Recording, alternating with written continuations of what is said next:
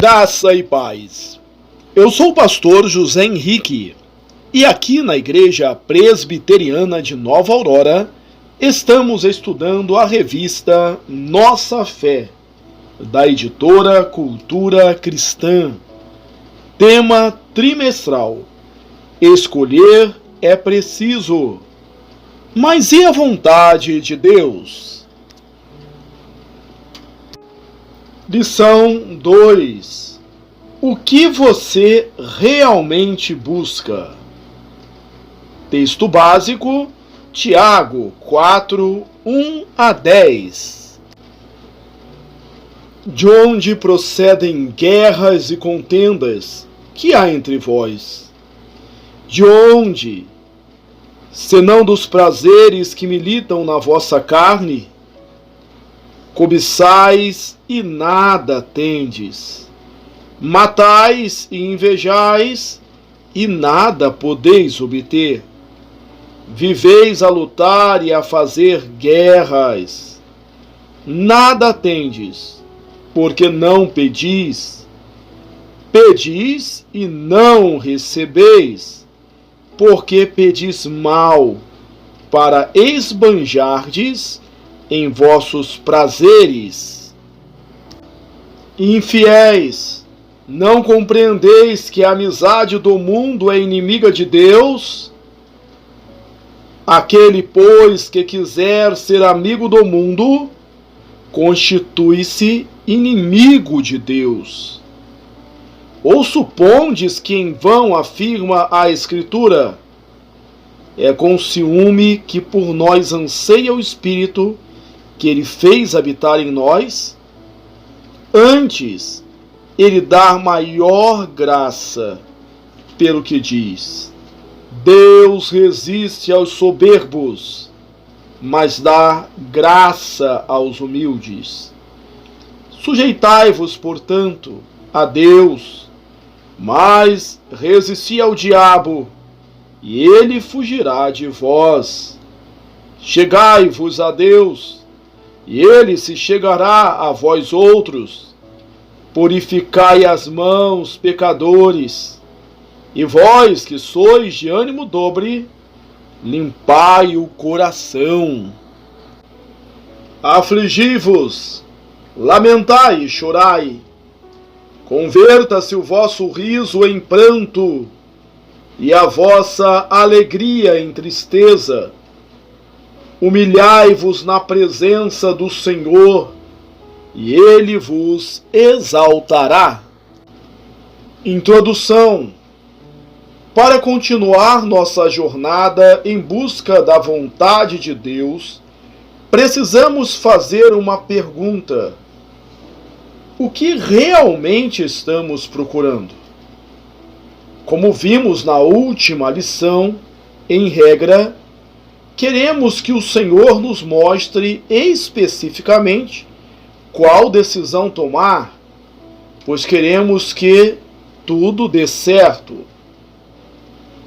Dar certo é algo bom e desejável. O problema é que, em geral, essa preocupação reflete o desejo de um coração que busca suas próprias coisas. Por isso, na lição de hoje, iremos seguir a linha da vontade prescritiva de Deus em contraposição ao que buscamos, ou ao que o nosso coração deseja: satisfação própria. Tópico 1. Deus não esconde sua vontade. Quando buscamos conhecer ou descobrir a vontade de Deus, parece que Ele está escondendo algo de nós. De fato, como vimos, há uma vontade que o Senhor não nos revela, que é a decretiva.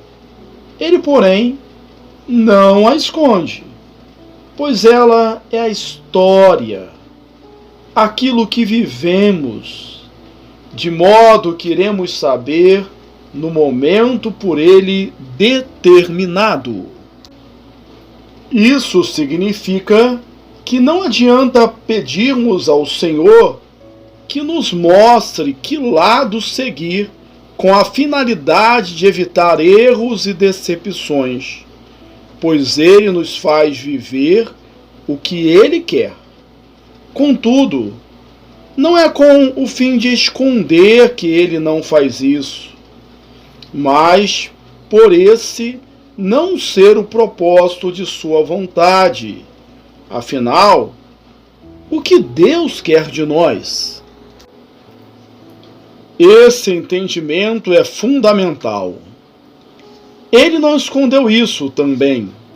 Porém, por vezes, confundimos o que Ele quer que aconteça com o que Ele quer que façamos.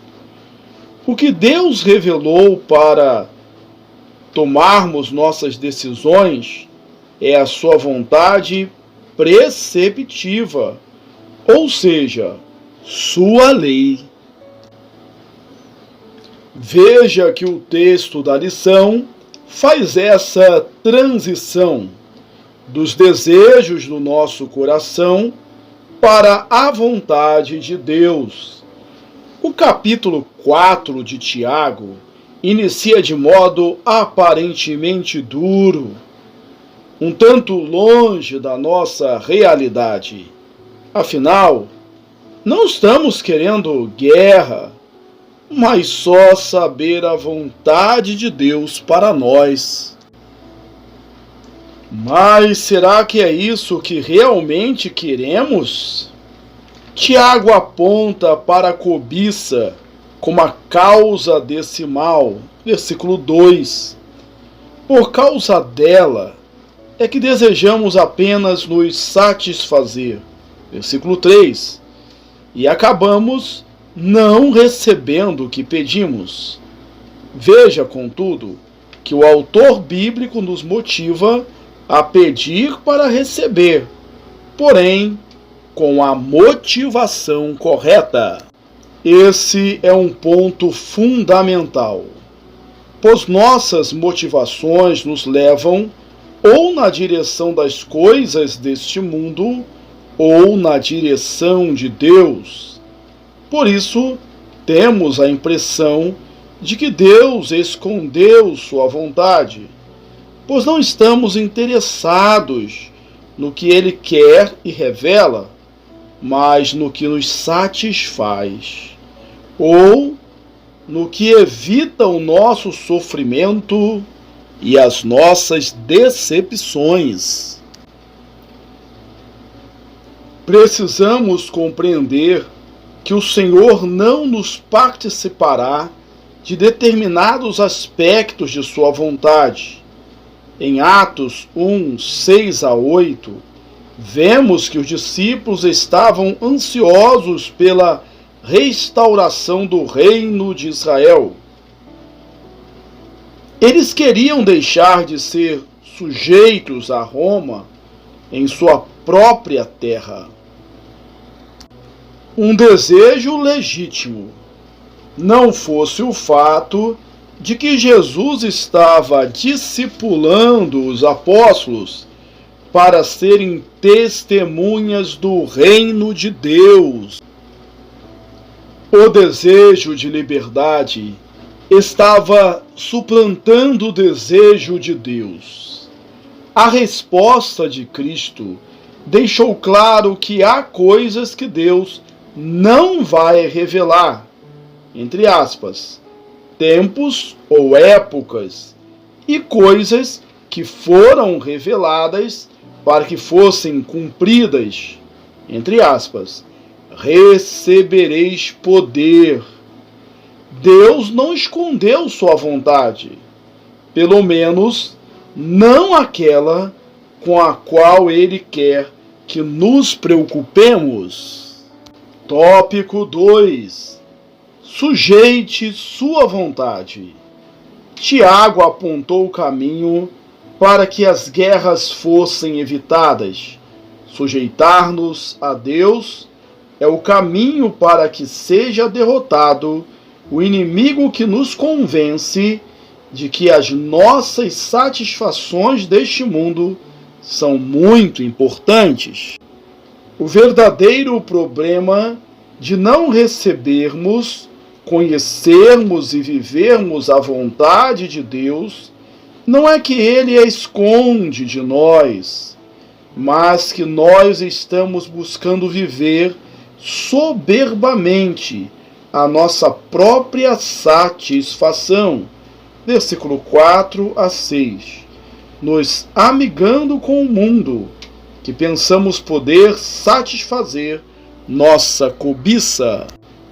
Há um conflito claro entre a nossa vontade humanizada, autossatisfatória, e a vontade divina. Interessantemente, Tiago resolve o conflito na santificação e não no acerto. Ele não nos ordena descobrir a vontade de Deus, mas nos santificar, ou seja, resistir ao diabo e nos chegarmos a Deus. Versículos 7 a 8. A santificação é o antídoto para uma vida autocentrada, submetendo nossa vontade ao Senhor. Devemos nos lembrar da definição de pecado dada pelo apóstolo João. Abre aspas. Todo aquele que pratica o pecado também transgride a lei, porque o pecado é a transgressão da lei. Fecha aspas. 1 João 3, 4. Na luta contra o pecado, como a cobiça, devemos olhar para a lei, para o que foi revelado, para o que denominamos vontade prescritiva. Portanto, a solução para um coração tão ansioso em descobrir os planos eternos, a fim de tomar uma decisão, não é o que o Senhor diga qual caminho dará certo, mas nos submetermos à lei do Senhor. Adiante, Tiago 4, 13 a 15, vemos um reforço na ideia de submetermos nossa vontade. O apóstolo fala de nossa arrogância em fazermos planos, como se eles dependessem inteiramente de nós. Vós não sabeis o que sucederá amanhã. Versículo 14. Em vez de nos dar uma orientação sobre o que fazer para descobrir o que será de nossa vida, Tiago nos conduz, nesse versículo, a uma atitude de humilhação plena, para que nos lembremos de que nada somos. A solução é o reconhecimento de que em tudo dependemos do Senhor. Se o Senhor quiser, não só viveremos, mas também faremos isto ou aquilo. Versículo 15. Desse modo, podemos dar o próximo passo no caminho apresentado por Tiago. Tópico 3. Morra. O caminho de santificação apontado por Tiago nos conduz a uma dura tarefa: morrer. O texto que iniciou na busca pela autossatisfação termina na autonegação. De quem busca a alegria das coisas do mundo, devemos nos tornar aqueles que buscam a dor do arrependimento, o choro da miséria espiritual e a busca pelo que vem do Senhor. Versículo 9 a 10. Antes de morrermos, precisamos atentar para essa busca por chorar, lamentar e humilhar-se. Nas bem-aventuranças, Mateus 5, 1 a 12, vemos Jesus colocar nossa condição e o fruto da obra de Deus. A primeira bem-aventurança é sobre o humilde, ou o pobre de espírito, do qual é o reino dos céus. O sentido é que aquele que vê sua miséria espiritual, que nada pode de si mesmo, se volta a Deus, que tem algo inalcançável pelo ser humano, o reino dos céus. A bem-aventurança seguinte aponta para o choro de quem percebeu sua miséria. Que o choro venha é algo óbvio para quem percebe o significado de uma vida de pecado dedicada a si mesmo. Por isso, aqueles que perceberam sua miséria e buscaram a Deus na dor do arrependimento são consolados por Ele com promessas de que em Cristo recebemos a justiça que não temos em nós mesmos.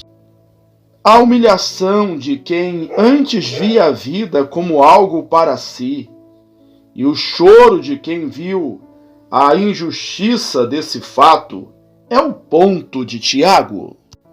O riso, que é fruto do egoísmo, deve ser substituído pelo choro do arrependimento.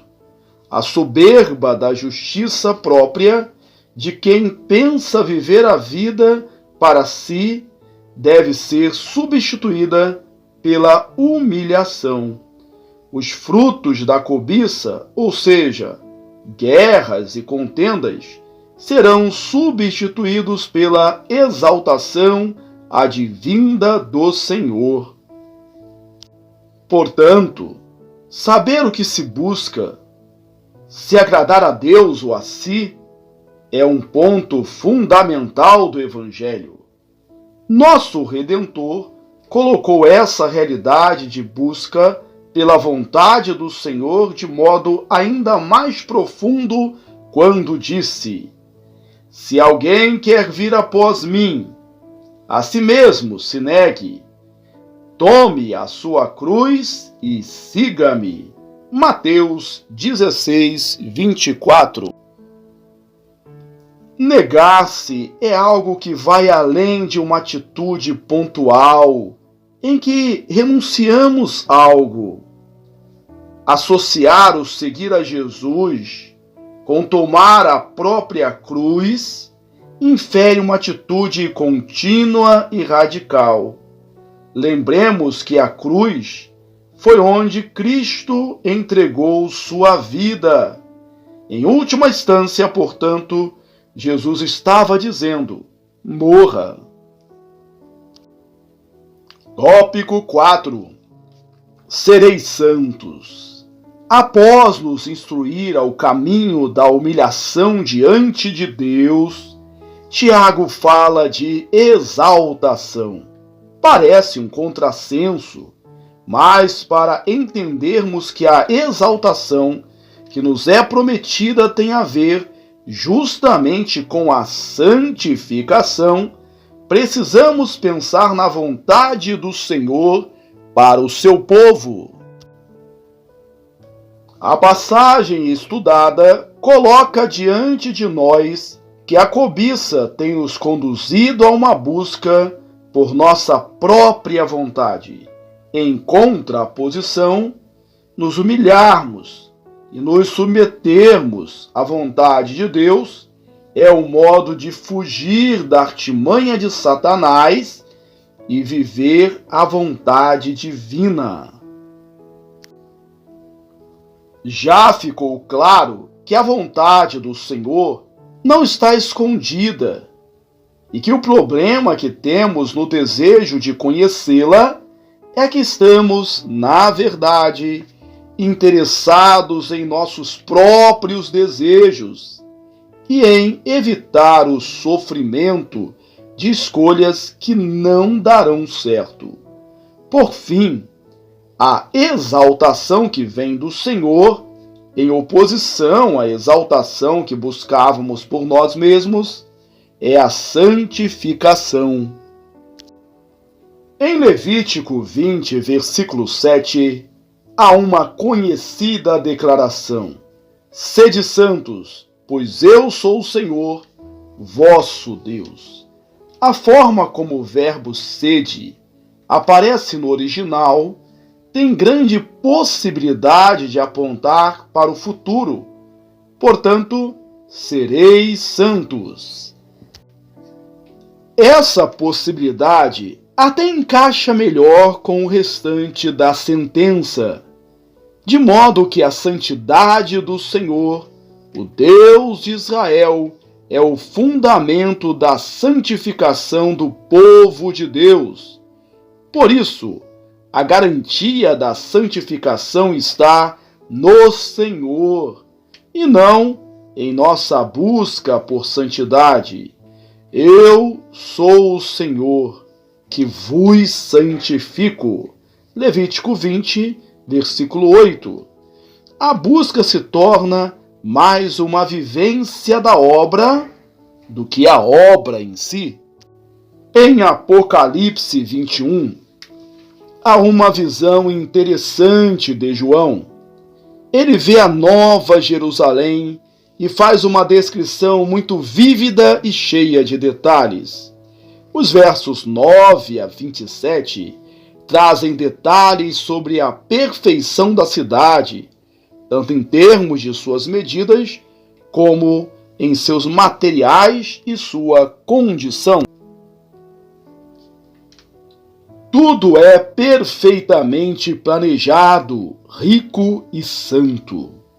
Fica claro que se trata do povo de Deus, a noiva de Cristo, a Igreja do Senhor. Sendo assim, a glória descrita é o resultado da obra da redenção. Um povo chamado em meio ao pecado será a habitação eterna de Deus. Por isso, Levítico aponta o caminho e Apocalipse revela seu final. Deus está santificando o seu povo para habitar na pessoa de seu Filho com esse povo para sempre. Parece que demos uma pausa na aula sobre a vontade de Deus, mas entenda a importância disso. Vai dar certo. Pode ser que você não escolha a melhor profissão, ou abra seu negócio para logo falir, ou mesmo se dedique a um relacionamento ruim. Contudo, o plano eterno do Senhor, que inclui os bons e os maus momentos de nossa vida, chegará a termo. Deus nos convida a evidenciarmos esse plano com a nossa vida. Portanto, se Ele quer nos fazer santo, incomode-se com a santificação de suas escolhas.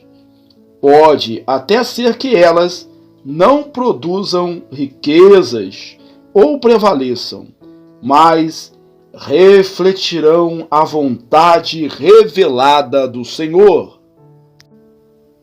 Conclusão: vimos que, ao buscarmos conhecer a vontade do Senhor, estamos, na verdade, tentando atender às nossas próprias cobiças.